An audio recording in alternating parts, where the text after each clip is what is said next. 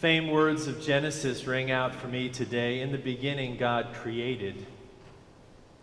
Because creativity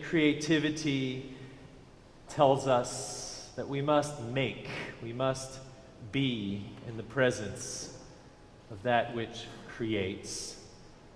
All religious life, all spiritual reflection, all Sunday morning thoughts are creations, human creations seeking the worthiness of the divine. All life, in fact, is an act of creativity. The famed preacher Frederick Buechner reminds us that every morning you wake up to something that in all eternity never was before and never will be again. And the you that wakes up was never the same before and will never be the same again either. And so we too are creation each day. And life calls us to creativity. So today is no different, except that today we point directly at creation via the creative spirit. Today we end our theme year to make way for the summer and then a year on compassion. Today we look back on an entire year in which we pointed to what we call the creative spirit. We did not call it the year of creativity, choosing rather to say a spirit abides among and within us. That is the essence of creativity. That spirit we set out to meet, we said we would see in reimagining the stories of our lives, in reclaiming religious symbols and language, in making room for creative encounters with others to serve the common good, and adding our voices to the collective human wisdom that abides. We did all these things in different ways, giving those who walked onto our campus an opportunity to be surprised or challenged, or simply to welcome the joy of the arts in spirituality. What we did this year, we transformed the campus with gateways of artistic expression on our first Sunday, our In-Gathering Sunday. We held events like the Heart Fest with the word art in the middle. We held hymn writing class. We had a concert with our own St. Vincent. I say we're our own because her mother is there and wrote the hymn that we just sang. We held our version of the TED Talks. We called them Duck Talks, Dallas UU something talks. Creative. We preached sermons on the creative spirit. We had a living statue that children believed was real. It was indeed. We had a conversation ball pit. We had classes and praying for color. We had youth doing creativity themed events. We had young adults with the theme creativity and community, seeking various forms of self-expression at their pints and ponderings. We had a class of dance taught by our own Pat Tharp. We had started now, tomorrow, or the next day, reclaiming religious symbols. We have experienced worship and experimented with video. We have sung the hymns written. We even had an improvisational sermon where we started by asking the congregation to give us a letter, Aaron and I. Each time the congregation said the letter L. I don't know what it is about the letter L, but that's what both services asked us for, on which then we free associated until the sermon emerged. The response to that improv sermon ranged from, "You should do that every day," to, "You should do that once every 10 years.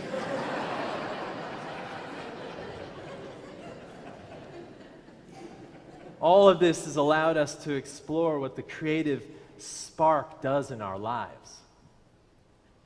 So today we end the theme year, but not the pursuit, because the pursuit of the creative spirit never ends.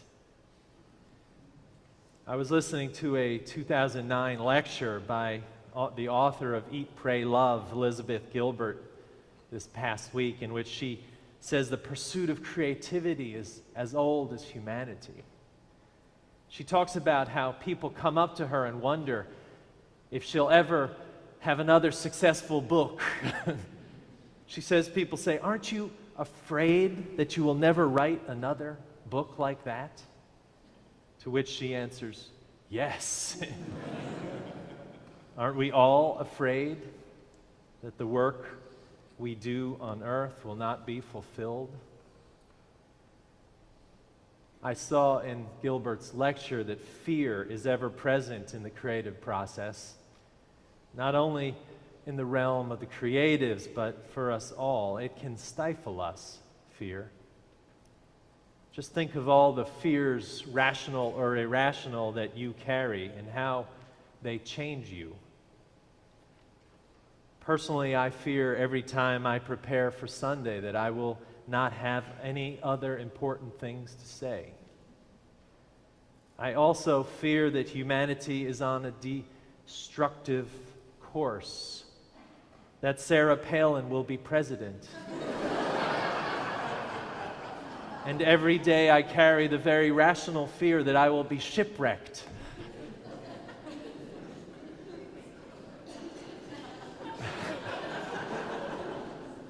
I don't have a boat.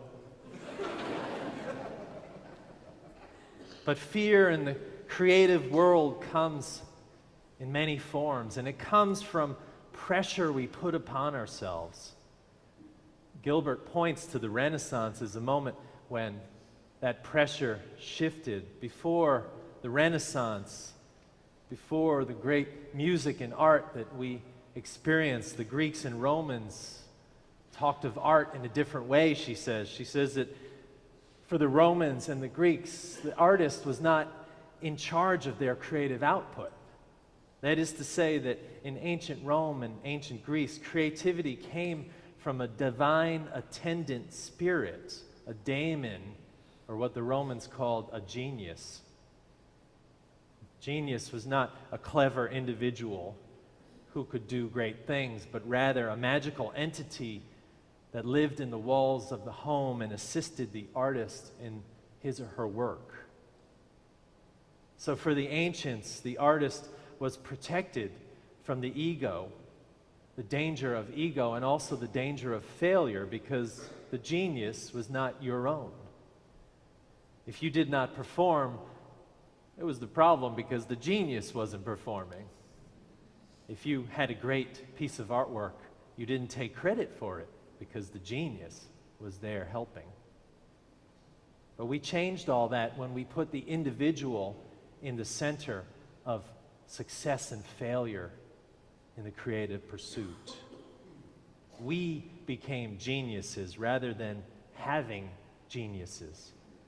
And we put our creative prospects under the thumb of fear. I can't tell you how many times this year someone said to me, "You know, I'm not a creative person. I can't do it because I don't have a creative bone in my body." I heard that over and over. And then those same people learned a dance or wrote a hymn or did something creative in a problem-solving way and found out, indeed, they could be creative. They didn't have to be a genius. They could borrow a genius. So if we could reclaim that notion of having the genius rather than having to be the genius, we might find that we too are creative people, and that the creative spirit does not discriminate, but moves through all our ordinariness at times. To have a genius is akin to Steinbeck's thought in the reading today from that wonderful novel, East of Eden. He said, when we experience the creative spirit, essentially I'm translating, we get flashes in the brain and the whole world glows outside our eyes and the world turns from gray to color. the glory rises in us and pours forth.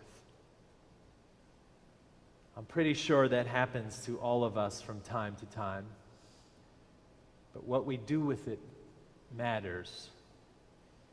It can rise up in various ways, in an understanding of where we are at the time in which we live, or in seeing something we didn't see before, or indeed in creating something, a word, something to eat, something to give.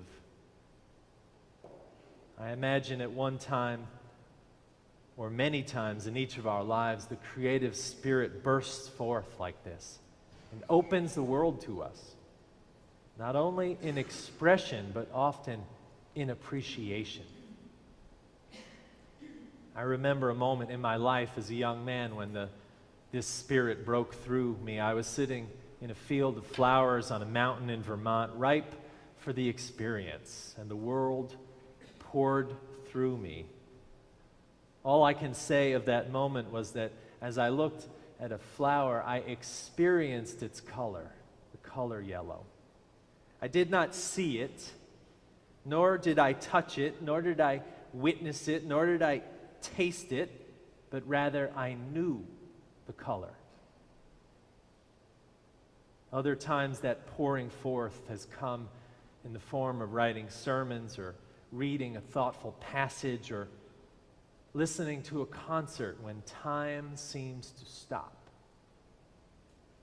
That moment when all seems to be right. The pouring out of the creative spirit happens to us and happens for us when we silence the fear, when we cancel the subscription to the inner critic that says we can't or we shouldn't. That inner critic which has a tendency to draw us toward the need to perfection, toward not wanting to show the cracks in our souls, to not wanting to appear vulnerable. Indeed, we live in a neighborhood that lives for that perfection, that obscuring of the vulnerable, that covering over of the cracks in the soul.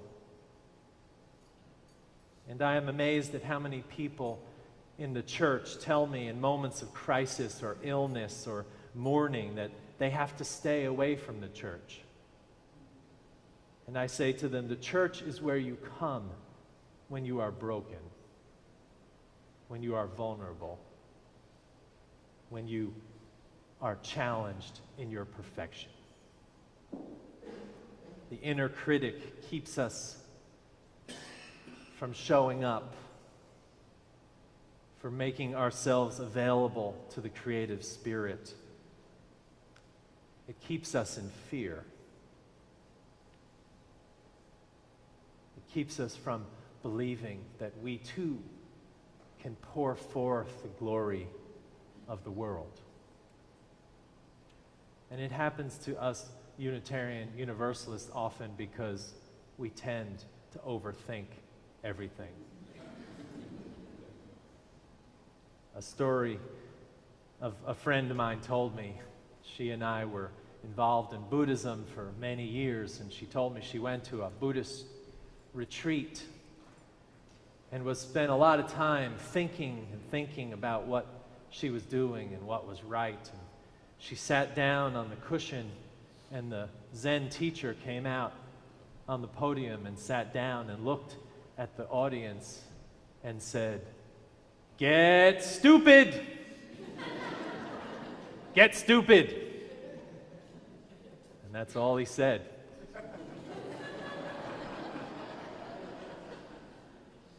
Sometimes to open the book, to prepare the canvas, to hear the hymn inside, to write the music, to see the poem, to bake the cake, to solve the math or science question. We need to invite the genius by getting stupid and inviting the inner critic to exit the door. The genius breaks through, and we too can create. We who create casseroles or paintings or solutions or appreciations can allow the genius to break through if we are willing to invite it in. One member of the church said to me, "Isn't everything we do an act of creativity? Where communication and problem solving and being in the moment all require the creative spirit." And I say yes. And I say yes, we also all can create. We can silence the critic, we can get stupid, we can welcome the genius. Sometimes to tap into the heart, we need a push, an opening. So I want to propose one last Year of the Creative Spirit event. I want you all to become poets today. Get stupid. I know what you just thought. I'm not a poet. I can't write poetry. Get stupid. I want to propose you to be a poet today, to open yourself to the genius who is here to visit us, to write some words that come to you. I don't know if anything will come, but on the back of your order of service there are 3 famous words, the words of the title of Elizabeth Gilbert's book, Eat, Pray, Love. I invite you, as we listen to this next special piece of music, to reflect on those words, to take the moment, to get stupid, to write what comes to mind, not analyzing what they mean, but like the improvisational sermon turned on you, write a few reflections and see what happens. Let it be. Write a word, write 2, write 10 for eat and pray and love. And let the genius visit. For when we let the genius visit, we give thanks for all that is. We enter into the present. We touch the creative spirit. Go.